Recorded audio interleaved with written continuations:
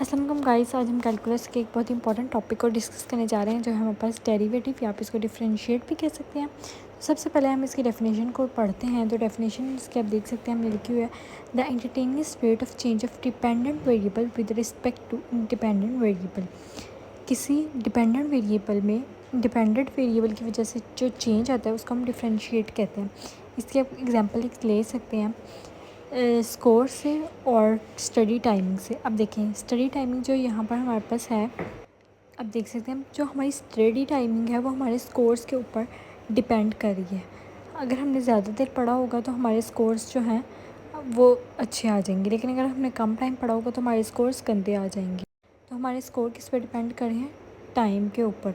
तो हमारे इसमें स्कोर क्या हो गया? डिपेंडेंट वेरिएबल हो गया, और टाइमिंग क्या होगी? इंडिपेंडेंट वेरिएबल हो गया। उसके बाद यहाँ पे है ओल्ड मेथड, जिसको हम कहते हैं डेरिवेटिव का बाय डेफिनेशन भी, और इसको कहते हैं एब इनिशियो मेथड भी कहा जाता है। अब इसमें देख सकते हैं सबसे पहले आपको y is equals to F X है, फंक्शन की नोटेशन लिखी हुई है। अब सबसे स्टेप 1 में आप देख सकते हैं हमने y को y प्लस डेल्टा वाई से रिप्लेस कर दिया, x को हमने x प्लस डेल्टा x से रिप्लेस कर दिया। उसके बाद स्टेप 2 पे हमने क्या किया, y को हम उधर अपनी दूसरी साइड पे ले गई, प्लस वाई से माइनस वाई हो गया। देन उसके बाद हमने क्या किया, y की जगह y की वैल्यू पुट कर दी जो हमने ऊपर लिखी थी, y is equals to F. तो y की वैल्यू जो थी वो एफ एक्स वो हमने पुट कर दी। उसके बाद स्टेप 3 में आप देख सकते हैं हमने डिवाइड कर दिया दोनों साइड्स को बाय डेल्टा एक्स से। अब डेल्टा एक्स जो है दोनों साइड पे हमने डिवाइड कर दिया। उसके बाद स्टेप 4 में हमने क्या किया, लिमिट को अप्लाई कर दिया, delta X approaches to zero, both side पे हमने ये लिमिट को अप्लाई कर दिया, और हमारे पास D Y over D X is equals to आ गया limit delta X approaches to zero. तो अब हमारे पास देखते हैं ये, अब हम इसके न्यू मेथड की बात करते हैं। तो न्यू मेथड के अंदर हमारे पास 3 रूल्स हैं। तो सबसे पहले आप ये देख सकते हैं हमारे पास जो है पावर रूल नज़र आ रहा है आपको लिखा हुआ। पावर रूल होता क्या? तो पावर रूल के अंदर सबसे पहले जो है हमारे पास एक फंक्शन है, जो भी फंक्शन लिखा हुआ है उसकी फंक्शन की पावर में हमारे पास कोई भी वैल्यू लिखी हो सकती है, मीन्स के वो बिलोंग करे रियल नंबर से। अभी देखिए पावर के अंदर हमारे पास यहाँ पर हमने n को कंसीडर किया हुआ कोई भी वैल्यू के लिए। अब हम नेक्स्ट पेज पे देखते हैं, तो ये देखिए हमारे पास सो हम इसमें क्या करते हैं कि हमारे पास पावर के अंदर जो भी वैल्यू लिखी हुई है तो उसमें हम पहले क्या करते हैं, पावर को शुरू में ले आते हैं, फिर पावर में से एक वैल्यू को कम कर देते हैं, और फिर जो पावर के अंदर होता है फंक्शन उसका हम साथ में डेरिवेटिव ले लेते हैं। ये हमारे पास है पावर रूल। उसके बाद सेकंड रूल हमारे पास आ जाता है प्रोडक्ट रूल। अब जब दो फंक्शंस आपस में वैल्यूज़ मल्टीप्लाई हो रही होंगी तो हम जो है प्रोडक्ट रूल का यूज़ करेंगे। तो सबसे पहले हमारे, तो आप देख सकते हैं सबसे पहले हम क्या करेंगे, जो फर्स्ट फंक्शन है हम उसको एज इट इज़ लिख देंगे, लेकिन जो सेकंड फंक्शन है हम उसका डेरिवेटिव लेंगे, प्लस का निशान लगाएंगे, सेकंड डेरिवेटिव ऐसे ही फर्स्ट का, सेकंड फंक्शन ऐसे ही, और फर्स्ट का हम ले लेंगे डेरिवेटिव। तो ये होता है प्रोडक्ट रूल।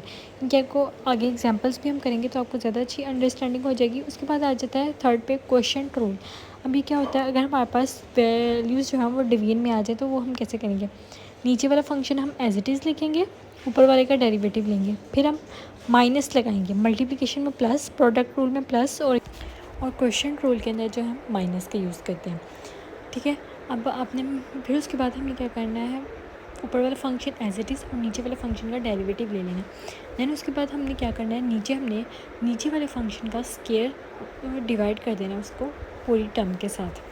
अभी कुछ की पॉइंट्स लिखे हैं फॉर एमसीक्यूज़ के लिए। आप देख सकते हैं किसी भी कांस्टेंट का डेरिवेटिव जो है ना वो ज़ीरो होता है। अब जैसे आप देखें, अब तो किसी भी डेरिवेटिव का जो कांस्टेंट का डेरिवेटिव है ना वो ज़ीरो होता है।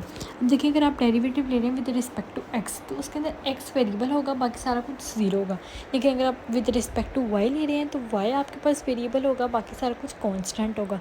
तो अपनी बात ध्यान रखनी है, आप डेरिवेटिव है तो किस विद रिस्पेक्ट टू किस रिस्पेक्ट आप ले रहे हैं, एक्स से ले रहे हैं, वाई से ले रहे हैं, तो उसके अलावा जो आपके वेरिएबल्स होंगे, वेरिएबल सिर्फ वही होगा विद रिस्पेक्ट टू जिसके आप ले रहे हैं, बाकी सारा आपके पास कांस्टेंट होगा।